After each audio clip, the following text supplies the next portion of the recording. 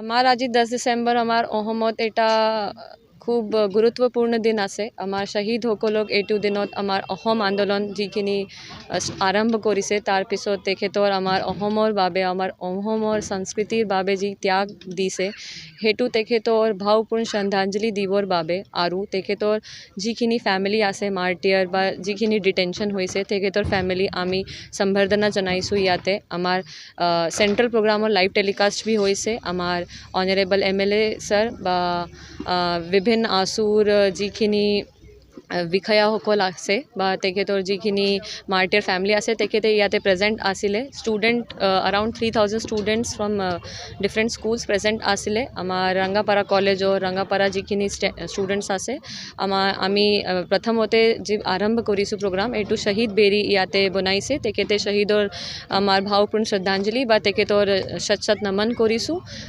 এইটো প্ৰগ্ৰামৰ কাৰণে মই সমস্ত শ্ৰদ্ধাৰ আমাৰ ৰংগাপাৰা ৰাইজৰ ধন্যবাদ জনাইছোঁ আৰু শ্বহীদৰ শত নমন কৰিছোঁ। জয় আই হোম, জয় হিন্দ। বাইদেউ ৰঙাপাৰা জিলাৰ কিমানজনক আজি সম্বৰ্ধনা জনোৱা?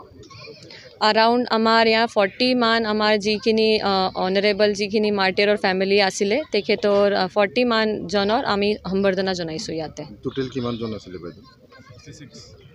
টোটেল 66ৰ লিষ্ট আছে। তেখেতে ইয়াত 40 around প্ৰেজেণ্ট আছিলে।